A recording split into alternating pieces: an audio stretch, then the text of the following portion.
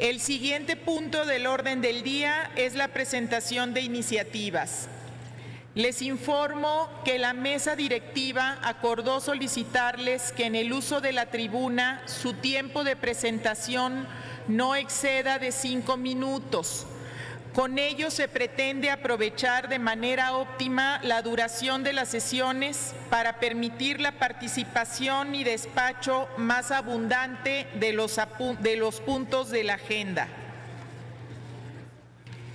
En una primera ronda tiene el uso de la tribuna el senador Salomón Jara Cruz, del Grupo Parlamentario del Partido Morena, para presentar un proyecto de decreto que reforma diversos artículos constitucionales en materia de mecanismos de participación ciudadana. Con el permiso de la presidencia, muchas gracias.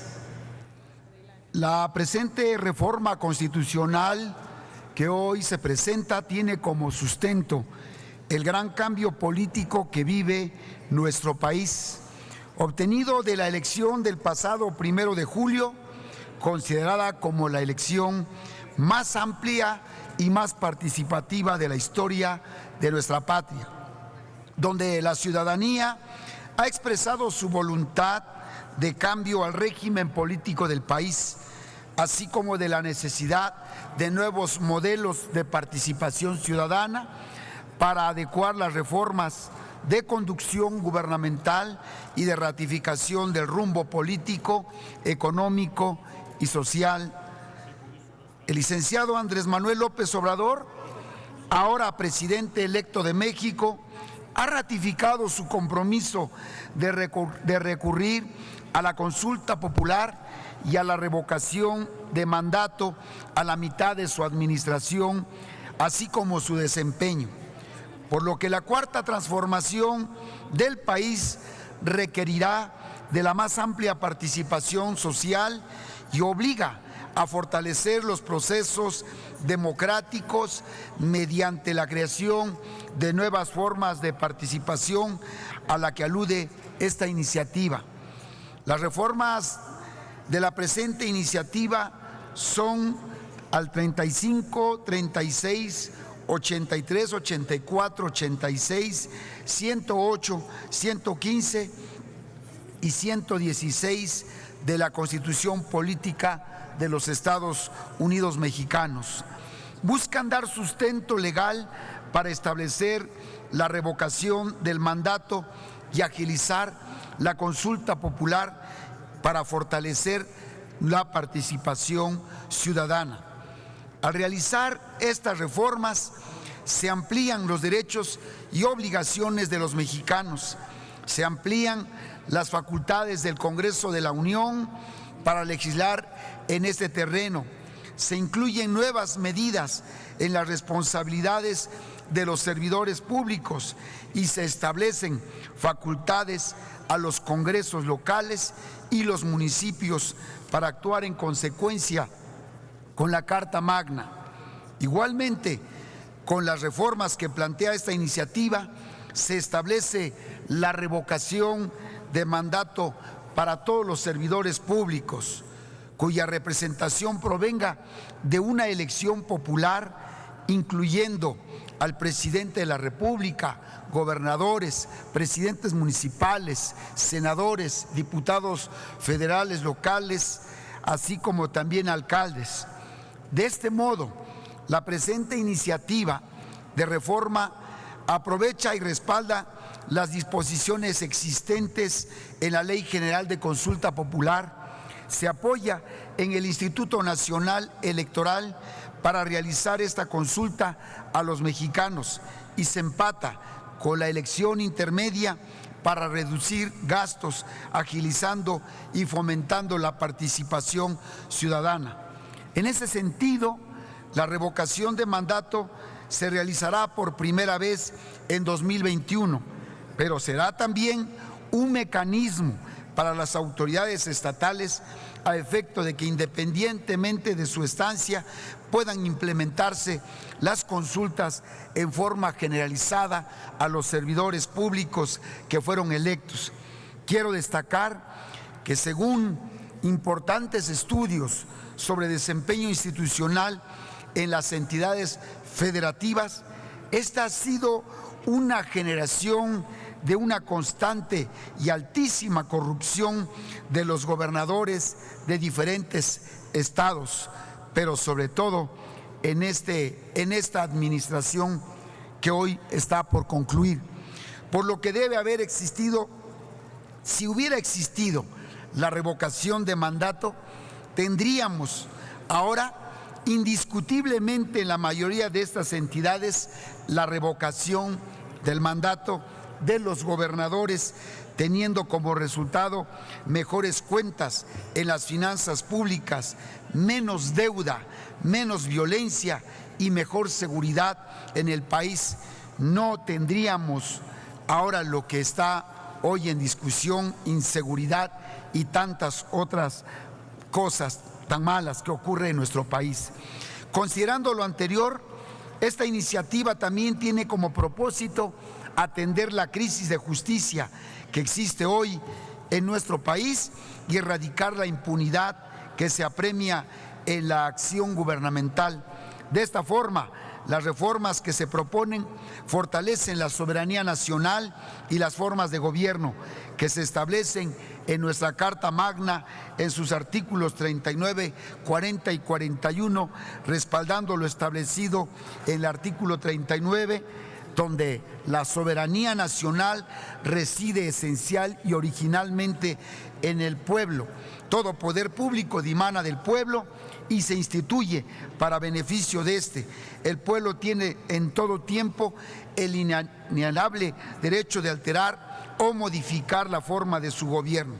La reforma constitucional considera incorporar una fracción octava del artículo 37 y recorriendo los subsecuentes, agrega un segundo párrafo numeral 1, inciso C, reforma el numeral 6 de la fracción subsecuente, reforma la fracción tercera del artículo 36, adecua las fracciones del artículo 73, reforma los artículos 83, 84, 86, y las 115 y 116, todos ellos de la Constitución Política de los Estados Unidos Mexicanos.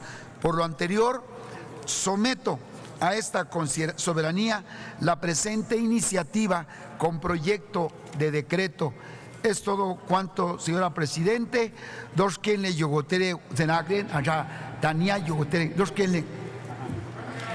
Gracias, senador Jara. Túrnese a las Comisiones Unidas de Puntos Constitucionales, de Gobernación y de Estudios Legislativos.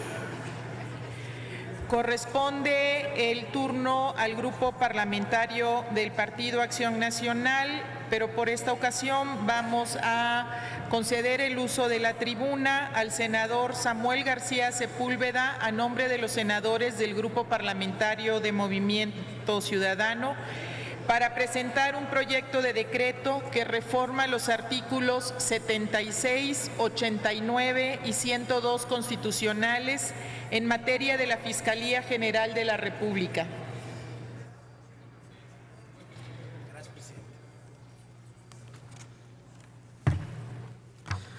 Gracias, Presidenta. Adelante. Pues al igual que el compañero Álvarez y Casa, a ver si nos pueden traer agüita en vaso para no contaminar. Señoras, señores, México tiene muchos males. Sin duda, la inseguridad, la corrupción y la impunidad son los peores.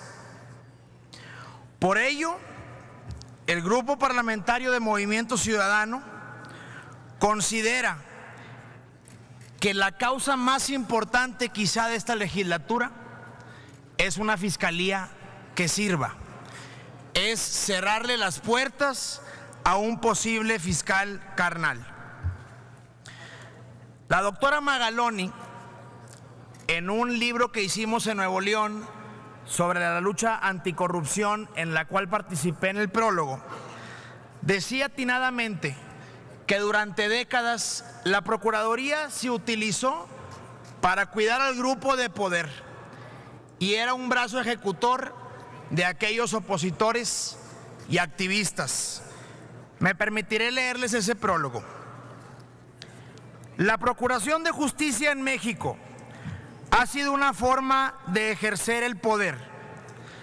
Venimos de un régimen político en donde la aplicación selectiva del castigo penal en función de los intereses políticos del presidente en turno fue uno de los instrumentos más poderosos de gobernabilidad. La Procuraduría fue diseñada para dar certeza a la élite política y económica de que ninguno de sus integrantes, salvo que el presidente lo ordenara, tendrían responsabilidades penales como consecuencia de sus actos, sin importar la gravedad de los mismos. En ese sentido, la Procuraduría históricamente funcionó para garantizar cooperación, lealtad y cohesión política en torno a la figura del presidente. Cierro cita. Por todo lo anterior, es imprescindible e imperativo separar la figura del fiscal general del Ejecutivo. Tenemos que, como en otros países, máxime Estados Unidos, buscar al fiscal del pueblo, el fiscal de México, como es su General Attorney. Ya no queremos el fiscal del presidente o el fiscal del Ejecutivo. Ya logramos el primer paso, que fue bloquear el pase automático del priista Raúl Cervantes, quien protegería a Peña Nieto 9 años. Ya dimos también un segundo paso en hacer una reforma constitucional para hacer una fiscalía eficaz y autónoma. Pero falta un tercer paso muy importante. No podemos sacar la ley orgánica de la Fiscalía si antes no reformamos el artículo 102 de la Constitución. Agua, por favor. Por eso, en Movimiento Ciudadano vamos por una fiscalía que sirva. Y para ello se requiere autonomía plena, no parcial y no sesgada ni media como hoy está en la Constitución. Con eso podremos sentar las bases de una... Muchas gracias, mi estimada senadora, muchas gracias.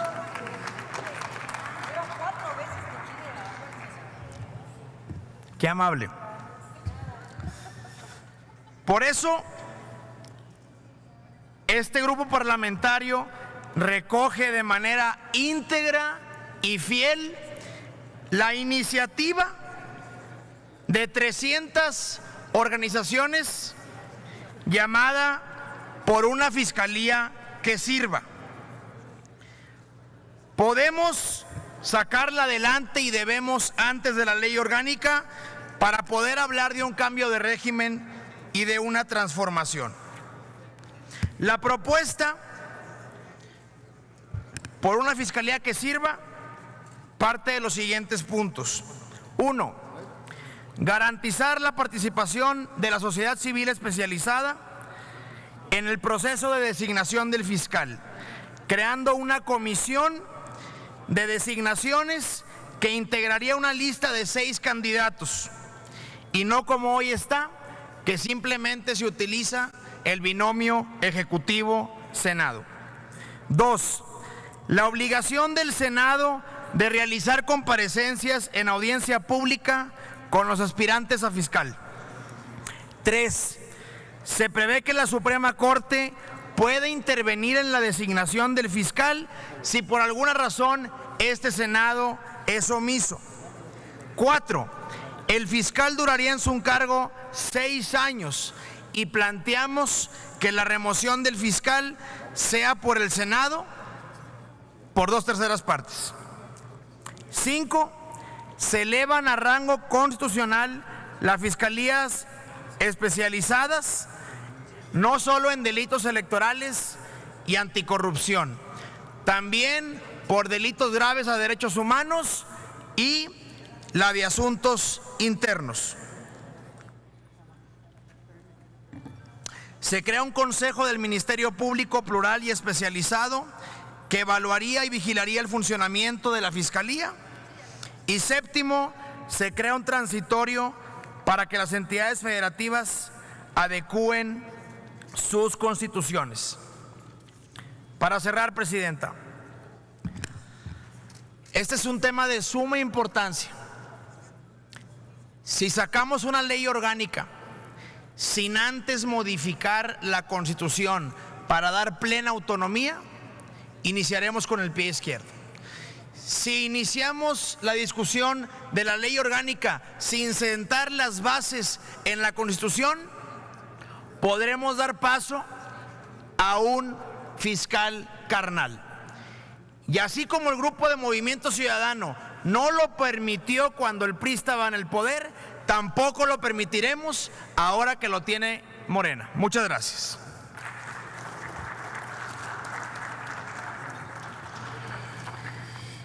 Gracias, señor senador. Túrnese a las Comisiones Unidas de Puntos Constitucionales, de Justicia y de Estudios Legislativos. Enseguida, ¿para qué objeto, senador? Sonido en el escaño del senador Emilio Álvarez y Casa. Es para adherirse a la iniciativa. Si están de acuerdo los senadores de MC. Perfecto. Pido a la Secretaría recoja la firma del senador Emilio Álvarez y Casa. Enseguida tiene el uso de la palabra la senadora Xóchitl Gálvez Ruiz, a nombre de los senadores del Grupo Parlamentario del Partido Acción Nacional, para presentar un proyecto de decreto por el que se reforman y derogan diversos artículos constitucionales en materia de fuero. Adelante, senadora. Muchas gracias, señor presidente. Y bueno, la semana pasada fui convocada a comparecer ante el Ministerio Público por un supuesto delito de daño en propiedad ajena. Y el viernes pasado me presenté haciendo caso omiso al fuero, porque estoy convencida que todos tenemos que ser iguales ante la ley. Resulta que por haber demolido 2 pisos ilegales en Horacio 1205, se me acusó de daño en propiedad ajena. Y como el que nada debe, nada teme, presenté las pruebas que acreditaban que fue totalmente apegado a derecho. Así es que, por ese motivo, las suscritas senadoras y senadores integrantes del Grupo Parlamentario de Acción Nacional presentamos la iniciativa con proyecto de decreto por el que se reforman y derogan diversas disposiciones de los artículos 61, 111, 112 y 114 de la Constitución Política de los Estados Unidos Mexicanos en materia de responsabilidad de los servidores públicos. En la plataforma electoral de la coalición por México al frente, Acción Nacional dejó claro que la corrupción y la impunidad no son fenómenos culturales, sino institucionales. Estamos convencidos que la corrupción e impunidad son verdaderas afrentas que deben ser derrotadas con visión de Estado, inteligencia y voluntad política.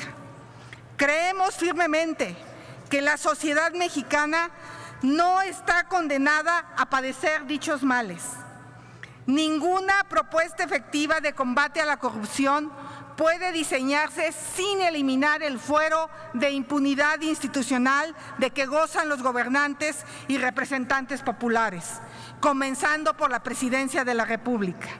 En congruencia con nuestra plataforma electoral y con el ánimo de dar respuesta a las demandas de los ciudadanos, los senadores del Partido Acción Nacional definimos 30 puntos como parte prioritaria de la agenda legislatura que impulsaremos en el transcurso del próximo periodo extraordinario.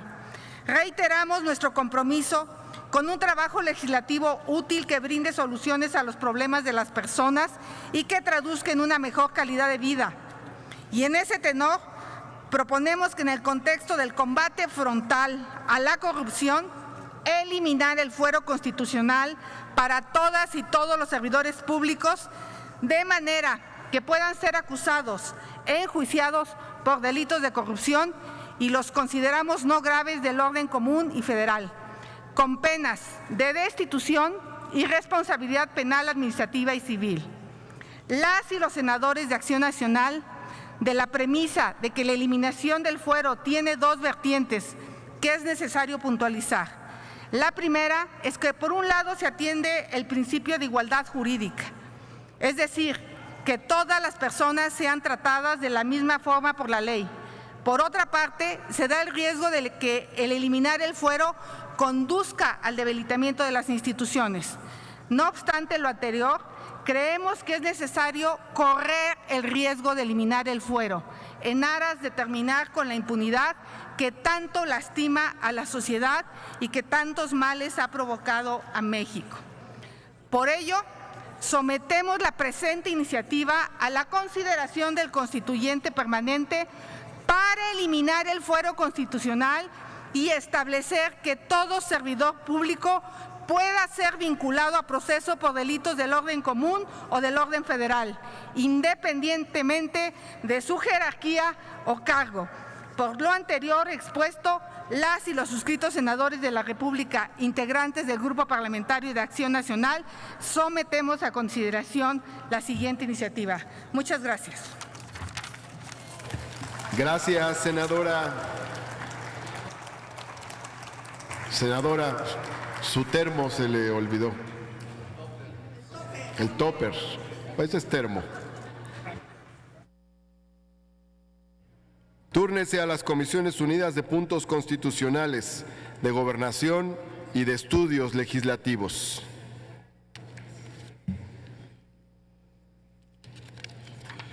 Se concede ahora el uso de la palabra al senador Miguel Ángel Mancera Espinosa, del Grupo Parlamentario del Partido de la Revolución Democrática, para presentar un proyecto de decreto por el que se reforman y adicionan diversas disposiciones de la Ley General de Salud y la Ley Nacional de Ejecución Penal en materia de narcomenudeo. Adelante. Muy buenas tardes, senadoras y senadores. El Grupo Parlamentario de PRD en su momento presentó una iniciativa precisamente para entrar al debate de la marihuana con uso medicinal. En su momento la presentamos acompañados del doctor de la Fuente y finalmente tuvo una aceptación y una toma de razón que me parece fundamental para atender a personas con padecimientos claros que encuentran mejoría en la marihuana con uso medicinal. Pero también el PRD ha planteado el debate del uso de la marihuana en el esquema lúdico. Así que ese debate está incluido en nuestra agenda legislativa. Hoy no les voy a hablar de este tema, sino de uno que está dañando a las niñas y a los niños de México, que está dañando a la juventud de nuestro país.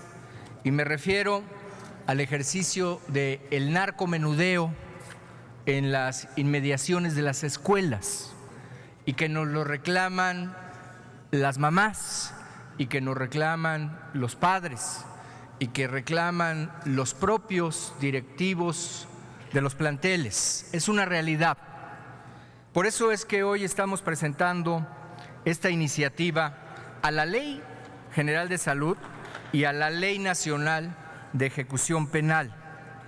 Sí, estamos pidiendo que se endurezcan las penas para esos señores, para los narcomenudistas que están apostados en las escuelas, que van y que se acercan a los planteles y ahí realizan la distribución de todo tipo de drogas, aprovechándose, por supuesto, de los niños, de las niñas o de la juventud.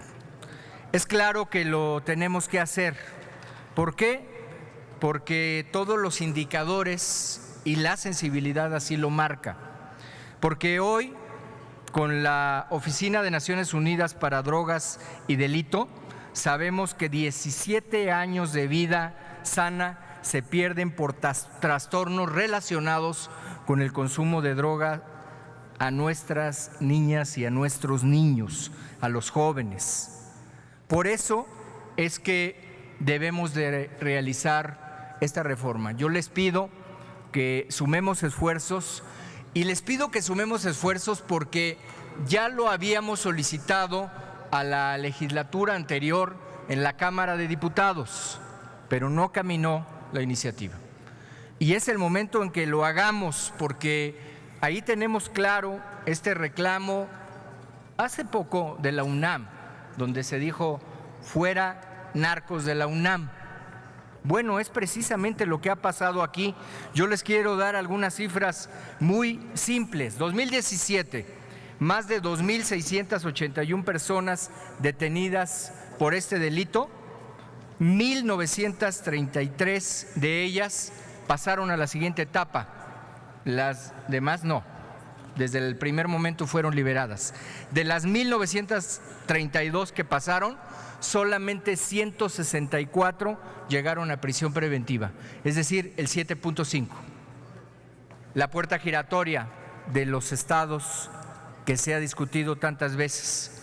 2018, 627 personas también detenidas por este delito, 400 vinculadas a proceso y de estas 400, 255 ya están con suspensión condicional, están otra vez en la calle. Y 109 están con presentación periódica, en algunos casos 15 días, en otros un mes, pero dudo mucho que les importe otra vez la puerta giratoria. Por eso estamos pidiendo que se endurezcan las penas y que se pongan candados a estas personas que no puedan obtener su libertad. Estamos proponiendo, por ejemplo, que se amplíe el radio de sanción. Hoy hablamos de 300 metros y cuando ellos salen de los 300 metros, la pena es mínima. Estamos hablando de cuando menos sea 1 kilómetro en el radio de las escuelas. Compañeras senadoras, compañeros senadores, tenemos que proteger a los niños y a las niñas, tenemos que fortalecer los planteles educativos y es fundamental que apoyemos esta iniciativa. Es una iniciativa muy sencilla. Nosotros vamos a debatir aquí precisamente la legalización de la droga en un aspecto específico, pero no estamos hablando de despenalizar a quienes envenenan a los niños, a las niñas y a la juventud. Así que consideramos en el grupo parlamentario del PRD que es importantísimo realizar esta reforma. Es una reforma que además, les quiero decir, está apegada a la propia Constitución. No tenemos que tocar la Constitución, porque el artículo 19 de la Constitución dice claramente que el juez puede ordenar prisión preventiva oficiosa en casos de delincuencia organizada, homicidio doloso, violación, etcétera, y al final dice contra delitos que afecten el libre desarrollo y la salud. Y aquí estamos hablando de un delito contra la salud, claramente. Así que los conmino y las conmino para que podamos apoyar esto, porque es en bien, es para el bien de los niños y de las niñas. Es una reforma sencilla, pero estoy seguro que tendría efectos muy importantes en detener esa puerta giratoria. Tenemos que trabajar en ello y yo los convoco y las convoco para que pudiéramos sumar esfuerzos. Muchas gracias.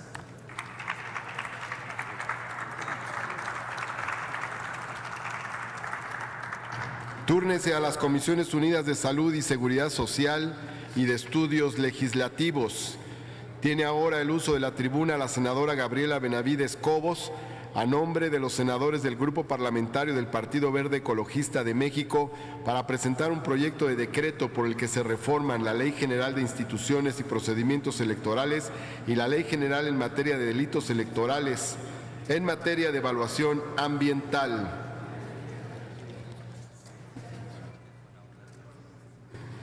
Con el permiso de la Presidencia y de la Mesa Directiva, compañeras y compañeros senadores, el varón y la mujer son iguales ante la ley.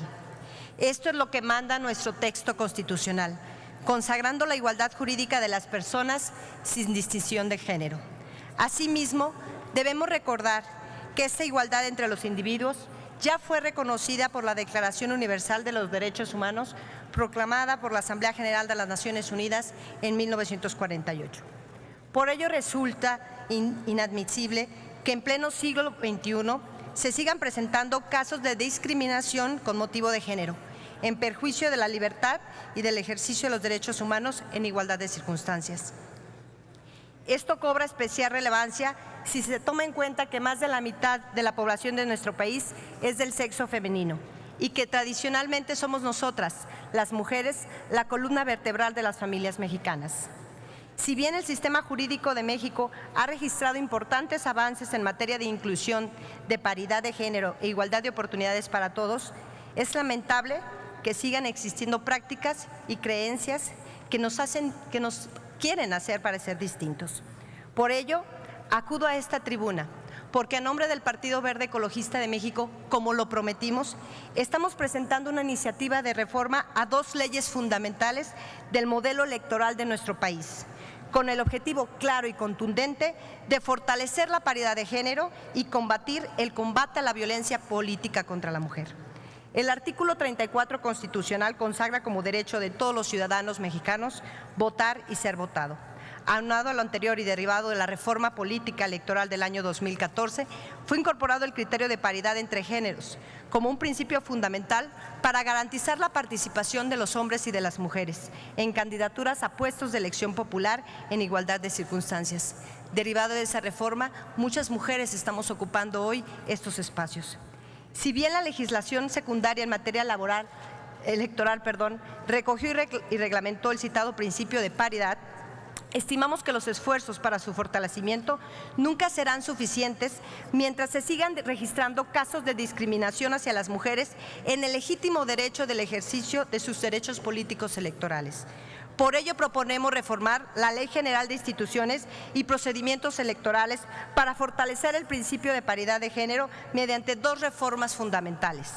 En primer lugar, establecer la obligación de que los procedimientos contenidos en las leyes electorales locales consideren criterios para salvaguardar la paridad entre géneros en el registro de las candidaturas y, en su caso, la asignación y la sustitución de integrantes de órganos legislativos y ayuntamientos. Aquí es importante resaltar la sustitución de integrantes de estos órganos legislativos y ayuntamientos. Y, en segundo lugar, establecer como infracción para los partidos políticos el incumplimiento de las reglas de paridad entre géneros en la postulación y sustitución de candidatos de cargo de elección popular. Por otra parte, la presente iniciativa busca combatir una de las conductas que vulneran la libertad de las personas.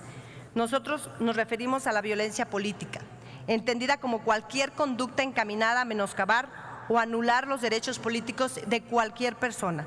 Por ello proponemos adicionar a la Ley General de Materia de Delitos Electorales a efecto de tipificar como delito el ejercicio de violencia, amenazas, intimidación, presión o engaño con el propósito de que una persona renuncie a una candidatura o a un cargo de elección popular.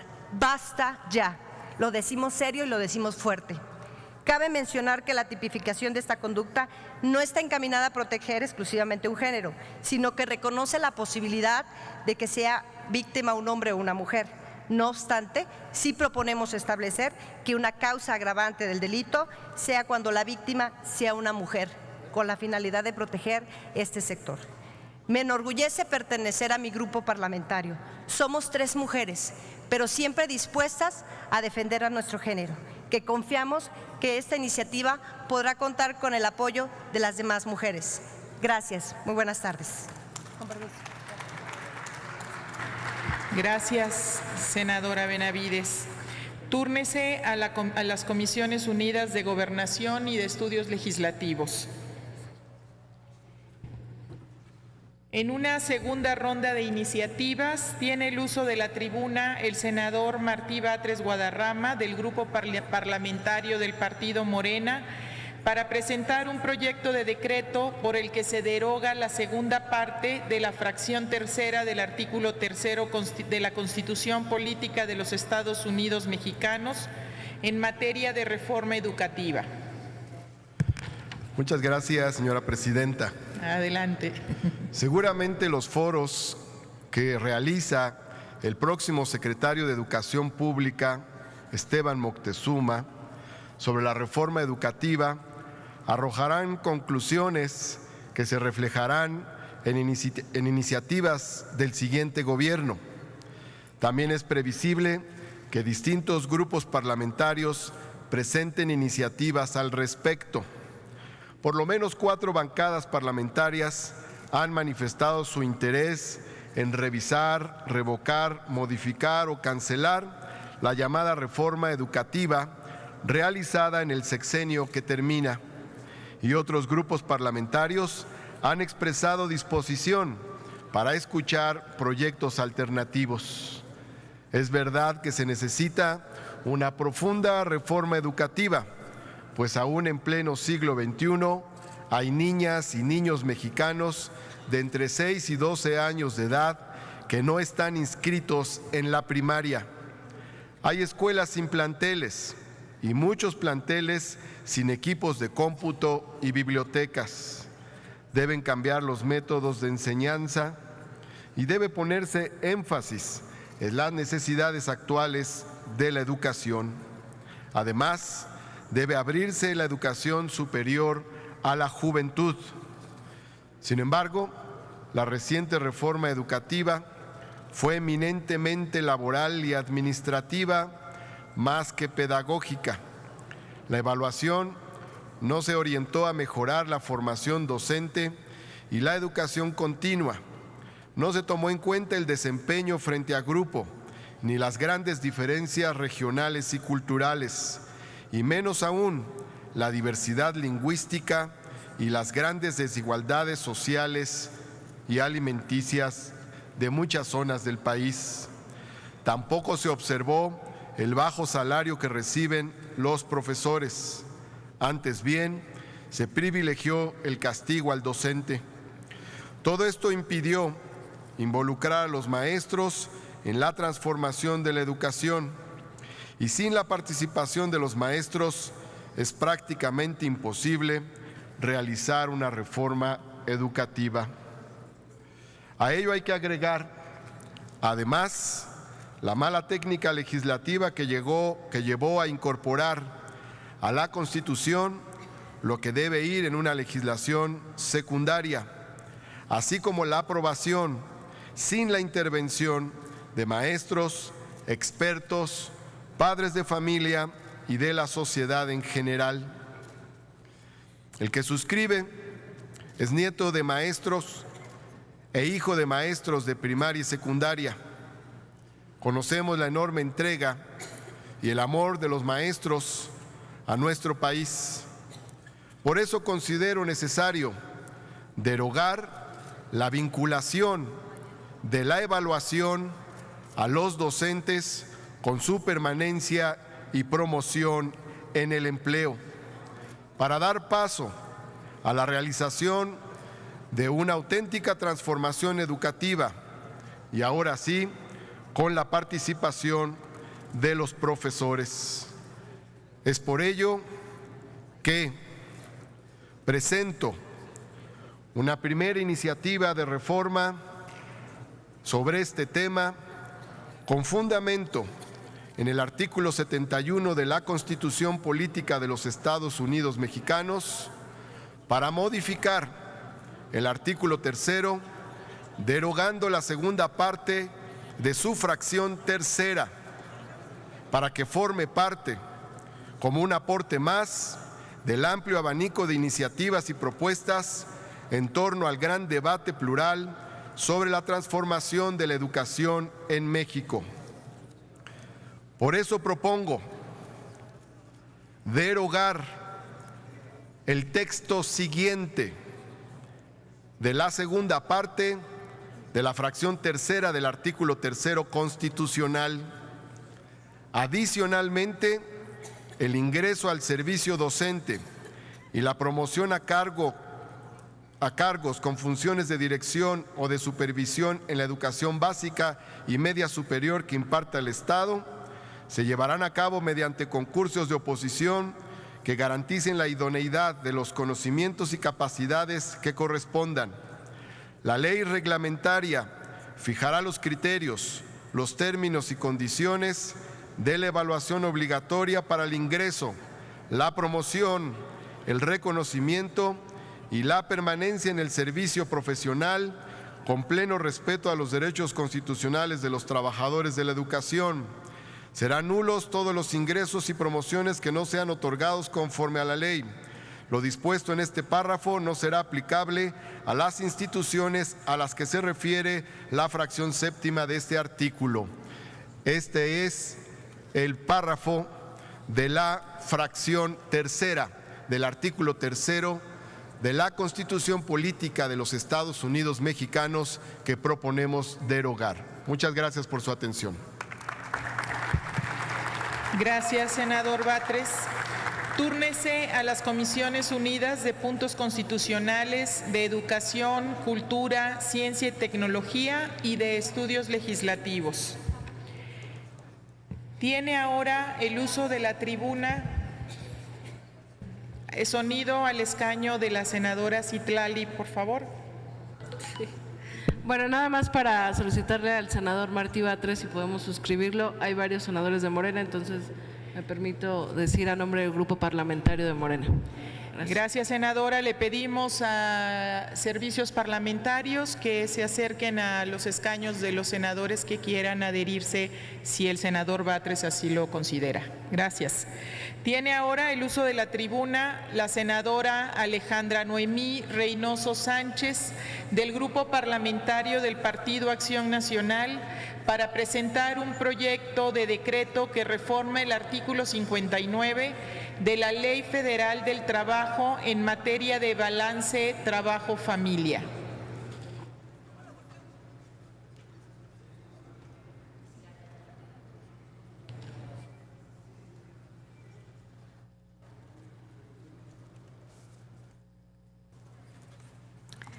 Con su permiso, presidenta. Adelante. Buenas tardes, compañeras, compañeros. En Acción Nacional sabemos que el trabajo es medio fundamental para la realización del ser humano y la satisfacción de sus necesidades. Estamos convencidos de que la política laboral en México debe garantizar el pleno derecho de las y los trabajadores. En México, al igual que en el resto de América Latina y en los países de otras regiones del mundo, está enfrentando un cambio de paradigma que se expresa en una transformación de los roles al interior de la familia. Esto último asociado sin duda a la incorporación de la mujer al mercado laboral. Durante la mayor parte del siglo pasado, el trabajo se organizó sobre rígidos roles de género que ya no corresponden a lo que ocurre actualmente. Hoy podemos constatar que la interacción entre la esfera laboral y familiar ha cambiado de manera dramática y decisiva. Existen hoy tensiones en un considerable número de familias, así como en los centros laborales asociadas a los cambios de la organización del trabajo. Y estas tensiones están generando consecuencias negativas para quienes cuentan con responsabilidades familiares y para las personas que requieren de cuidado, como los niños, las niñas, los adolescentes, las personas adultas mayores, personas con alguna discapacidad, pero también generan altos costos de productividad para las empresas. No es posible enfrentar la exclusión social y la desigualdad y la pobreza si no se aborda al mismo tiempo y con la misma energía la sobrecarga de trabajo de quienes son responsables de una familia, especialmente de las mujeres, y la falta de espacios ocupacionales para estas personas. La conciliación entre la vida laboral y familiar es una de las mayores dificultades que enfrentan las mujeres y los hombres en México. La falta de una distribución equilibrada del trabajo doméstico y la consiguiente sobrecarga de quehaceres y de cuidado en las mujeres genera también consecuencias negativas para las familias. Estas expresan mayores dificultades para proporcionar una atención adecuada a los menores, adultos mayores, enfermos. Se priva a los hombres de participar activamente de la crianza de sus hijos y del cuidado de sus familiares, minimizando sus lazos afectivos y su desarrollo integral. Lo que se requiere entonces es que esta conciliación entre la vida laboral y la vida familiar, así como la corresponsabilidad social en las tareas del cuidado en donde se involucre a los padres, al Estado, a la empresa y a la sociedad, formen parte de las políticas y de los programas sociales del Estado. A la hora de diseñar e implementar medidas de conciliación, de balance entre trabajo y familia, se debe de apostar a mayores grados de equidad y democratización de las tareas. Se trata de garantizar el derecho tanto de hombres como de mujeres a un trabajo remunerado sin tener que renunciar por ello a una vida familiar. Hoy más que nunca es necesario promover políticas y acciones que logren este balance entre la familia y el trabajo, que propicien la igualdad y la equidad en las responsabilidades familiares y que favorezca el trabajo de quienes cuenten precisamente con estas responsabilidades. En ocasiones es muy común encontrar que el argumento de que las políticas de conciliación implican elevados costos que se debilita al compararlos con los beneficios a mediano plazo de su implementación. La ampliación de las capacidades y de oportunidades productivas por medio de políticas conciliatorias permite también la creación de trabajos dignos. Para las empresas, las tensiones entre la vida familiar y laboral significan menores rendimientos por el limitado desempeño de los individuos imputables al estrés, a la insatisfacción, a la fatiga, expresados en muchos casos en la falta de un compromiso, en el ausentismo laboral o en inestabilidad. La rotación de personal incrementa los costos de especialización, de reclutamiento y de inducción. En la Ley Federal del Trabajo se hace solo una mención de las responsabilidades familiares en todo su articulado. Las enuncia junto con el origen étnico, género, condición social, religión y otros motivos más por los que un trabajador o trabajadora no debe de ser sujeto de discriminación, diferencias o exclusiones. Las políticas de conciliación con responsabilidad son prácticamente inexistentes en nuestro país. De ahí la necesidad de iniciar un proceso de debate público respecto a estas políticas. Hoy, con esta iniciativa que presento a nombre de mi grupo parlamentario del Partido Acción Nacional, damos paso a lo que estaremos presentando para lograr, entre otras cosas, guarderías en las empresas, centros comunitarios, deportivos y educativos que complementen la formación de habilidades de los niños y adolescentes en tanto sus padres se encuentren laborando. Jornadas flexibles de trabajo, banco de horas, el reconocimiento del teletrabajo en México, entre otras cosas que buscan justo incentivar la implementación de estas prácticas que logren el balance entre la vida familiar y laboral en los centros laborales con los generadores de empleo. Debatir estos temas es indispensable para posicionar en la agenda gubernamental las implicaciones, las tensiones y los dilemas que enfrentan las y los jefes de familia. Señor presidente electo, permítame decirle desde esta tribuna que los funcionarios que usted pretenden que amplíen su jornada laboral a los sábados también tiene familia. no les prive a sus hijos, a sus hijas, de ese tiempo que les corresponde a la familia. Trabajar más días no significa ser más productivos o más eficientes. Sin embargo, sí implica mayor gasto para las dependencias y, sin duda alguna, un mayor gasto para las economías de las familias. Se trata entonces de plantear como prioridad la intervención gubernamental con la finalidad de convertir el balance trabajo-familia con corresponsabilidad social en objeto de política pública.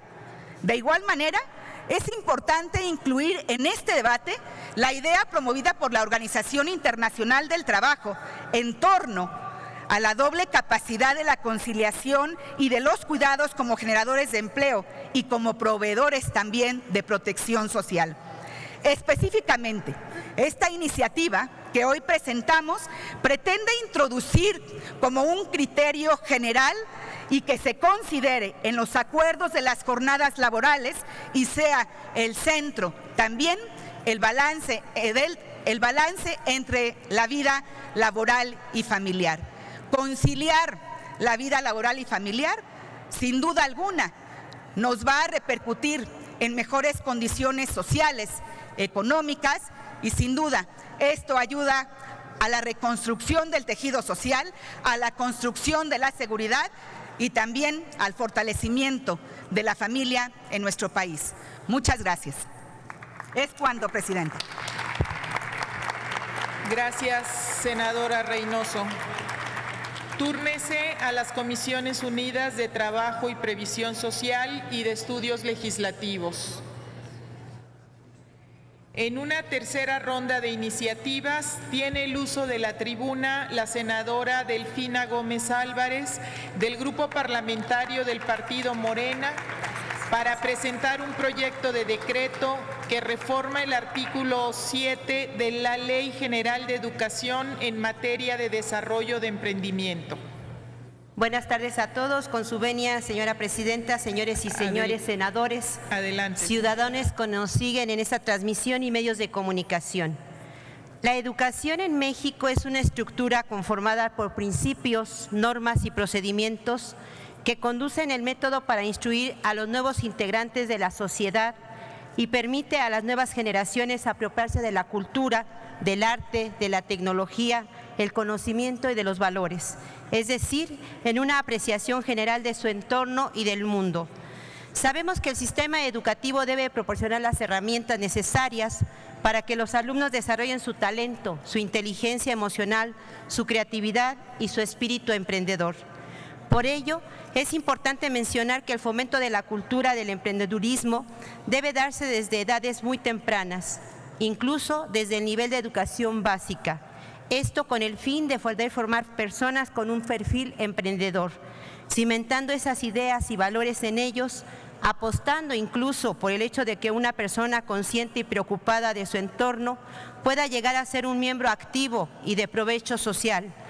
Ahora bien, puede considerarse como posible el hecho de poder formar emprendedores en la generación joven actual, ya que estos tienen una predisposición casi natural de adquirir nuevos conocimientos que consideren útiles para su vida, tanto en el ámbito personal como profesional. Es por ello que resulta beneficioso el hecho de que en una generación activa, como son nuestros jóvenes de hoy, se pueda sembrar el deseo del cambio y la proactividad, ya que serán ellos quienes transmitan lo mismo a las generaciones posteriores y a quienes puedan empezar a implementar dichas transformaciones en el presente. Se trata fundamentalmente con esta iniciativa de fomentar una cultura empresarial que pueda servir de estímulo para que los que están en estas condiciones se planteen su futuro a través del autoempleo y que se pudieran optar por esta alternativa una vez que conozcan lo que significa emprender. Dar a conocer lo que supone ser empresario sería el primer paso para aumentar este porcentaje de futuros emprendedores, pero es algo más. Es inculcar en los jóvenes los valores de lo que supone ser empresario, pero ser un empresario de verdad que potencialice a nuestro país. El fomento de la actividad emprendedora en las escuelas puede poner en valor de la enseñanza conceptos no solamente económicos básicos como son el funcionamiento del mercado, la gestión de los beneficios, la producción, la comercialización, sino también podría fortalecer los valores, como es la colaboración, el trabajo en equipo, la motivación y la iniciativa, así como la planificación, la búsqueda de la originalidad, la innovación y el compromiso. Es por ello que se buscaría que los jóvenes conozcan el sentido del emprendimiento, que experimenten tener su propio negocio, que es una manera de estimularlos y comprobar que sí es una opción válida para ellos. Si nos vamos a niveles internacionales, hay un reporte anual que precisamente hace el emprendedurismo, es el estudio que hace y que es el más grande de su tipo y que permite dar un panorama general sobre el desarrollo del emprendimiento en distintos países. En la edición 2015-2016 fue auspiciada precisamente por la Universidad de Desarrollo y el Tecnológico de Monterrey este estudio y se obtenieron los siguientes resultados. Se estableció que México tiene una economía basada en la eficiencia como fortalece la manufactura. Se logró obtener el resultado de que la mayoría de los emprendedores son impulsados más por oportunidad que por necesidad. Esto quiere decir que muchos se emprenden como una decisión forzada, más que por gusto, sino por falta de empleo. La mayor participación en México es de personas entre 25 y 34 años de edad. El 6.9% es la tasa de emprendedores establecidos en México. México se ubica en el lugar 46 de 60 en cuanto a deshabilidad de ser emprendedor.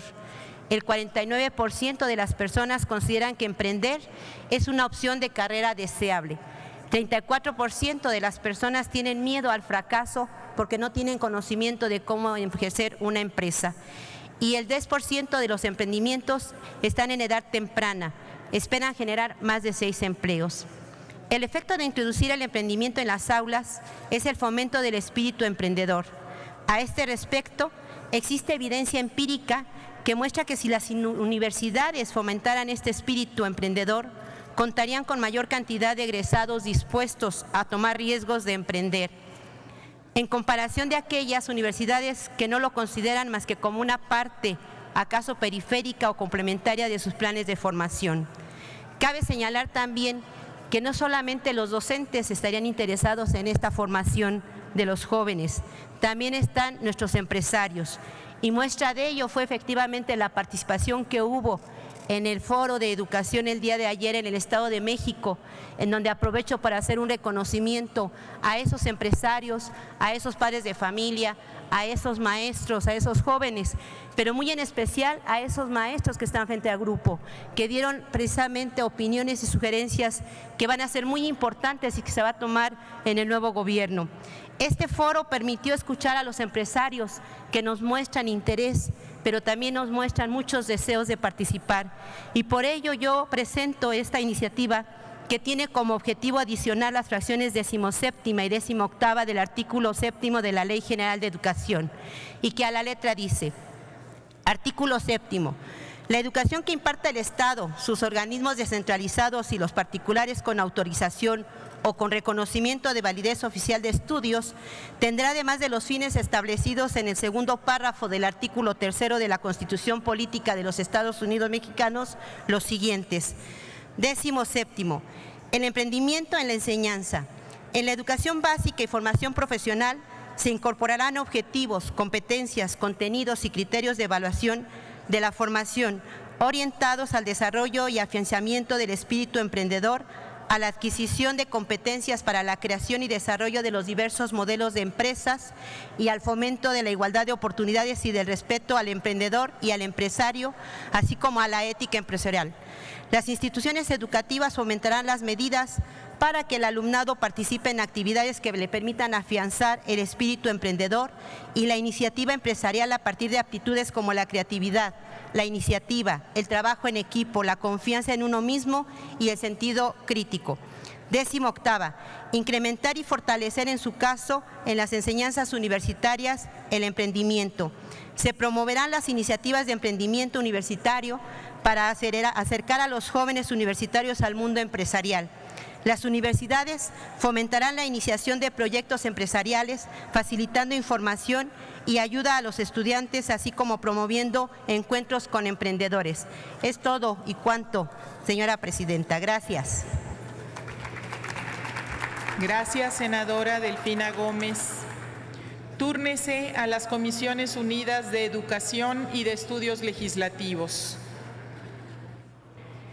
Tiene ahora el uso de la palabra la senadora María Guadalupe Saldaña Cisneros, del Grupo Parlamentario del Partido Acción Nacional, para presentar un proyecto de decreto por el que se adicionan la Ley General del Equilibrio Ecológico y la Protección al Ambiente, la Ley General de Desarrollo Forestal Sustentable, la Ley de Aguas Nacionales, la Ley Federal del Mar y la Ley Minera en materia de impacto ambiental de minería. Adelante, senadora Saldaña. Gracias. Con el permiso de la mesa y de los senadores y senadoras que hoy se encuentran presentes. Estamos atravesando un trascendente problema social en nuestro país que requiere ser solucionado de raíz. Me refiero a algunas industrias minero-metalúrgicas y sus impactos ambientales en las áreas naturales protegidas y en los ecosistemas acuáticos subterráneos y marítimos del territorio nacional. Por ello, presento el día de hoy ante esta soberanía una iniciativa de reformas a 5 leyes: la Ley General del Equilibrio Ecológico y la Protección al Ambiente, la Ley Minera, la Ley General de Desarrollo Forestal Sustentable, la Ley Federal del Mar y la Ley de Aguas Nacionales, para que se prohíba la minería a cielo abierto en áreas naturales protegidas, en la que se utilice cianuro o mercurio, así como toda forma de minería submarina, una de las formas más devastadoras de la biodiversidad marina. Los impactos ambientales de la minería a cielo abierto pudieran llegar a ser, entre otros, la contaminación de ríos y acuíferos con metales pesados, afectación de flora y fauna, aire y agua en los lugares donde se practica, emisiones altas de gases y polvos a la atmósfera. Los sudcalifornianos nos sentimos más amenazados que nunca porque hay en proceso autorizaciones de proyectos mineros cuyo plazo legal para otorgarse o negarse en su operación es a más tardar en el mes de noviembre, justo unos días antes de que concluya este gobierno federal. La historia de nuestro país nos recuerda que al final de una administración se deciden actos ilegales por parte del Poder Ejecutivo Federal que afectan los intereses de la población. Devaluaciones, concesiones, nacionalizaciones, permisos o condonaciones, cobijados bajo el manto de la impunidad que han gozado algunos expresidentes de México. Además, en el caso de mi estado, en el Poder Judicial hoy se dirime la legalidad de una autorización de uso de suelo. Ante este escenario, es evidente el grave peligro en que se encuentra Baja California Sur, su biodiversidad y los recursos naturales que nos son indispensables, como es el agua y en general el medio ambiente. Los sudcalifornianos no podemos permitir que se juegue con la salud y la vida de quienes habitamos la entidad y se ponga en riesgo el futuro de nuestro estado. Ningún interés puede estar por encima de la sociedad. En el mismo sentido, propongo una reforma a la Ley Federal del Mar para establecer que en las zonas marinas mexicanas quede prohibido realizar obras y actividades de exploración, explotación de minerales submarinos. Debemos proteger los ecosistemas marinos de proyectos devastadores que significan una grave afectación a la biodiversidad. En mi estado está latente una autorización de proyecto de minería submarina y déjenme decirles que en ninguna parte del mundo se ha aprobado un proyecto de este tipo. ¿Hasta cuándo se va a seguir con esta práctica de progreso y desarrollo económico desenfrenado que genera riqueza para unos cuantos, pero a cambio pone en peligro la biodiversidad y la sustentabilidad del futuro de nuestras generaciones? Ante esta demanda ciudadana, todas las fuerzas políticas representadas en este tipo de espacios nos debemos unir con el firme propósito de cambio de paradigmas. Debe traducirse todo esto en hechos reales de defensa a nuestros recursos naturales en beneficio de las futuras generaciones. Ningún interés por encima del de la sociedad. No a la minería a cielo abierto en áreas naturales protegidas, no a la minería submarina. Y si de consultar a los ciudadanos se trata, que no solo se consulte lo que conviene a quien ostente el poder ejecutivo, que también se consulten temas como este. Muchas gracias, es cuanto. Gracias, senadora. Túrnese a las Comisiones Unidas de Medio Ambiente, Recursos Naturales y Pesca y de Estudios Legislativos.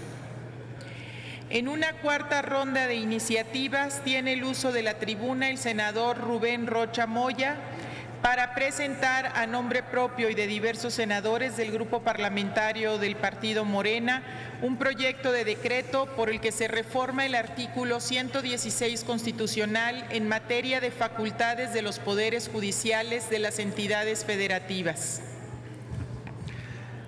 Gracias, señora presidenta. Adelante, senador, por favor.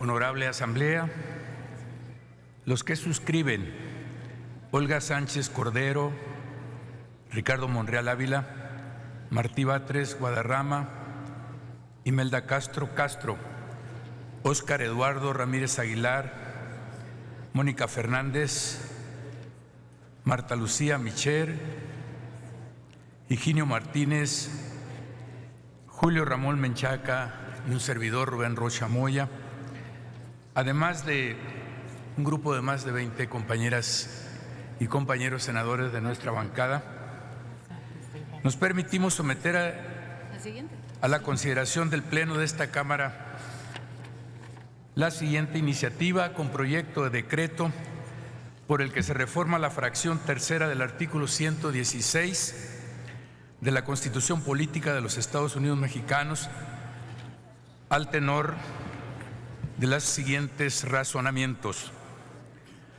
La justicia del día a día, esa a la que acude la inmensa mayoría de los mexicanos, es impartida por los juzgados y tribunales locales. Divorcios, juicios de alimentos, custodia de niños y niñas en materia familiar, juicios hipotecarios y de arrendamiento o de reclamación de deudas en materia civil y mercantil, o los procesos que en materia penal se inician por delitos patrimoniales como robo en todas sus modalidades y daño a la propiedad, violencia contra las mujeres, narcomenudeo y delitos contra la integridad o de la vida de las personas. Todos son competencia de los jueces de los estados de la República. En cifras redondas, según datos del Censo Nacional de Impartición de Justicia realizados por el INEGI, por cada asunto recibido en el ámbito federal, se recibieron 2 en los tribunales de las entidades federativas. Y a propósito de un tema que está en la agenda nacional, el presupuesto de la Suprema Corte de Justicia y de la Judicatura es de 76,000 millones de pesos. El presupuesto o la suma de los presupuestos de todos los tribunales de los estados es de 33,800 millones de pesos. Mucho menos de la mitad cuando atienden más del doble de los asuntos. Esta evidencia muestra cuán pertinente e impostergable resulta para este Senado de la República impulsar una reforma que dé fortaleza e independencia a los poderes judiciales de los estados como requisito sine qua non para lograr que los ciudadanos puedan acceder a una justicia que se imparta de manera pronta, completa e imparcial, tal y como lo manda el artículo 17 de nuestra Carta Magna. La autonomía judicial y la independencia de los